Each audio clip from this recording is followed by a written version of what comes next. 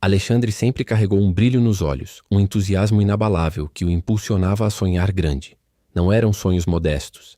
Ele visualizava uma vida de abundância, de liberdade financeira, onde as preocupações com dinheiro seriam apenas uma lembrança distante. No entanto, essa ambição vinha acompanhada de uma ingenuidade perigosa, uma crença quase infantil de que o sucesso era um destino, não uma jornada pavimentada com esforço e, por vezes, dor. Ele via o dinheiro como um meio mágico para alcançar seus objetivos, sem compreender as complexidades e as armadilhas que o caminho financeiro podia apresentar. Foi nesse terreno fértil de esperança e inexperiência que Marcelo, um amigo de longa data e a quem Alexandre nutria uma confiança quase cega, plantou a semente da ruína. Marcelo, com sua oratória fluida e sua postura de quem dominava os segredos do universo financeiro, apresentou a Alexandre uma oportunidade única. Não era apenas um investimento, era a promessa da riqueza fácil, de retornos estratosféricos com um risco virtualmente inexistente. A descrição era sedutora. Um esquema inovador, tão exclusivo que poucos tinham acesso, capaz de multiplicar o capital em tempo recorde. As palavras de Marcelo ecoavam como um canto de sereia, prometendo atalhos para os sonhos mais caros de Alexandre.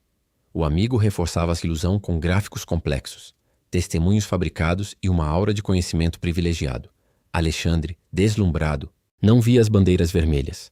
Não questionava da origem dos lucros impossíveis, nem a falta de transparência. A confiança em Marcelo era um véu espesso que cobria qualquer sinal de alerta. Impulsionado pela ganância e pela validação de alguém que ele considerava um mentor, Alexandre fez seu primeiro aporte. Não era uma quantia pequena. Era uma parte significativa de suas economias arduamente guardadas. Para sua surpresa e deleite, os primeiros retornos vieram pontuais e generosos. Pequenas quantias pingavam em sua conta, confirmando cada palavra de Marcelo. O sorriso de Alexandre se alargou e a euforia tomou conta. Aquilo era real. Era o passaporte para a vida que sempre desejou. A ilusão de sucesso inicial o cegou ainda mais. Ele se sentia um gênio, um visionário que havia descoberto a chave para a prosperidade.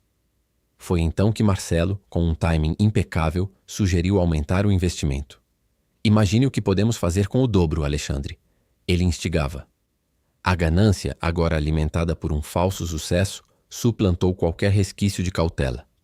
Alexandre não apenas investiu o restante de suas economias, mas também se aventurou em empréstimos bancários, hipotecando seu futuro em nome de uma miragem. Em alguns momentos, uma pontada de ansiedade o atingia. E se fosse bom demais para ser verdade? E se houvesse um risco oculto? Mas essas dúvidas eram rapidamente abafadas pela euforia dos retornos recentes e pela aprovação entusiasmada de Marcelo. Ele estava no caminho certo, pensava, e qualquer hesitação era sinal de fraqueza. Enquanto isso, pequenas perdas começaram a surgir. Um extrato que não batia, um atraso no pagamento de um lucro prometido. Alexandre racionalizava. Marcelo tinha uma explicação lógica para tudo. Ajustes de mercado, reorganização de portfólio, novas oportunidades. As perdas eram maquiadas, os atrasos justificados. Ele as escondia, principalmente de Sofia, sua irmã, que sempre foi a voz da razão em sua vida. Sofia, com sua perspicácia, notava uma mudança no comportamento de Alexandre. Ele estava mais elétrico, mas também mais evasivo. Questionava sobre seus novos investimentos, mas era sempre recebida com respostas vagas e um brilho febril nos olhos do irmão. Tenho um bom pressentimento, Sofia.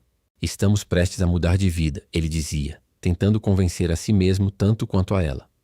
Sofia expressou sua preocupação, alertando-o sobre a natureza duvidosa de promessas de riqueza fácil.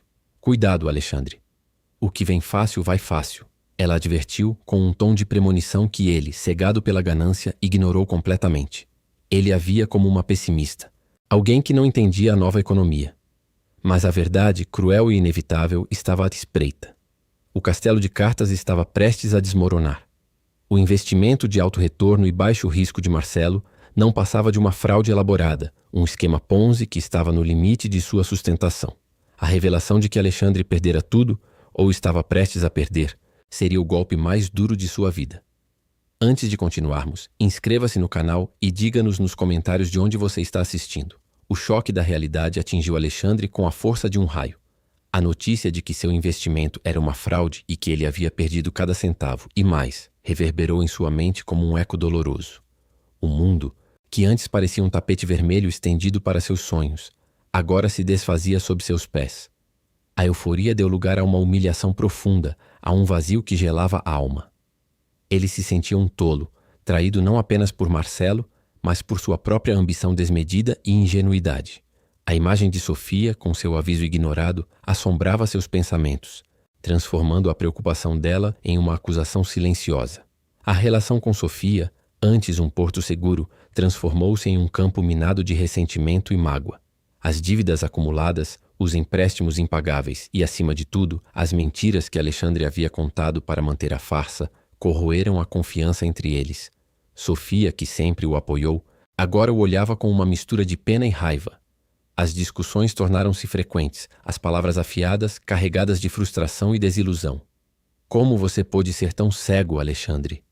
Eu te avisei, ela exclamava, a voz embargada pela dor de ver o irmão desmoronar e arrastá-la para o abismo financeiro.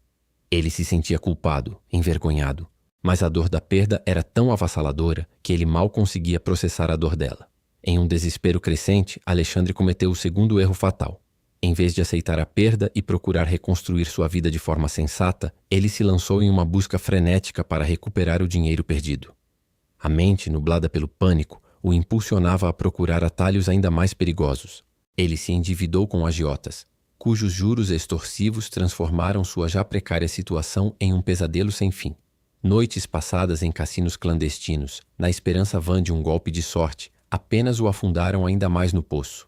Cada aposta perdida era um prego a mais em seu caixão financeiro, cada empréstimo com juros abusivos, uma corrente apertando seu pescoço. A traição de Marcelo agora parecia uma ferida aberta que Alexandre tentava estancar com veneno. Ele começou a trair a si mesmo e seus valores. Pequenas desonestidades surgiram, mentiras para amigos e familiares em busca de mais dinheiro, manipulações para postergar pagamentos. O homem íntegro que Sofia conhecia estava se dissolvendo em um mar de desespero e engano. A vergonha era um manto pesado que ele carregava, isolando-o de quem poderia ajudá-lo. Amigos se afastaram. O telefone parou de tocar. A notícia de sua ruína se espalhou, e o respeito que antes desfrutava evaporou, substituído por olhares de pena e julgamento. O fundo do poço veio de forma brutal. A ameaça dos agiotas tornou-se real, suas palavras antes veladas, agora explícitas e aterrorizantes. A casa que ele compartilhava com Sofia, o último bastião de sua dignidade, estava sob risco iminente de despejo.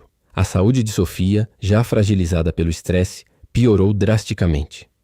Uma noite, enquanto ele tentava dormir, assombrado pelos credores e pelo rosto decepcionado de Sofia, ouviu um ruído na porta. Era uma notificação judicial. Não era apenas a casa, era a vida deles. Naquele momento de desespero absoluto, um flash de lucidez, ou talvez a faísca de um instinto de proteção acendeu-se. A ameaça a Sofia, a mulher que ele amava e que, apesar de tudo, ainda estava ao seu lado, foi o catalisador. A imagem dela, frágil e assustada, fez algo se mover dentro dele. Não era mais sobre o dinheiro perdido, mas sobre protegê-la, sobre a dignidade que ele havia permitido que fosse pisoteada. Uma raiva fria e determinada começou a crescer em seu peito, não apenas contra Marcelo, mas contra a própria ingenuidade que o levara àquela situação. Havia uma pista, um nome que Marcelo mencionou casualmente em um de seus encontros, um suposto parceiro no esquema. Alexandre percebeu que, para sair daquele buraco, ele precisaria ir além de apenas se recuperar financeiramente. Ele precisaria entender, precisaria confrontar, talvez até lutar. O custo, ele sabia, seria imenso, mas a ideia de Sofia sofrendo mais um dia era insuportável. Ele estava pronto para a batalha. A faísca que acendeu em Alexandre transformou-se em uma chama constante, guiando-o. A escolha era clara. A vingança cega o consumiria por completo. Mas a redenção, embora árdua, ofereceria um caminho para a paz e para a reconstrução. Ele optou pela redenção, não por esquecer, mas por transformar sua dor em propósito. Seus erros, antes vergonhosos, tornaram-se lições valiosas.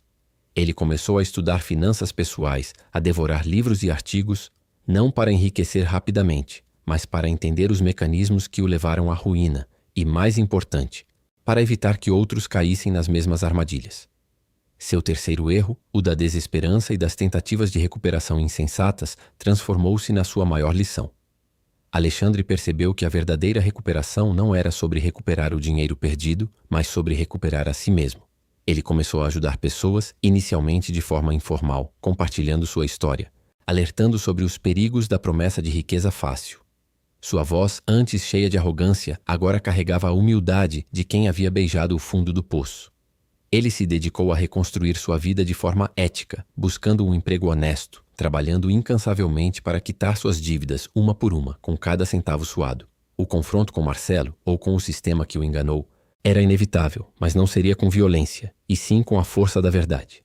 Alexandre reuniu provas, contatou outras vítimas do esquema de Ponzi e, com a ajuda de um advogado que se sensibilizou com sua história, apresentou uma denúncia formal. O processo foi longo e doloroso, revivendo memórias que ele preferiria esquecer.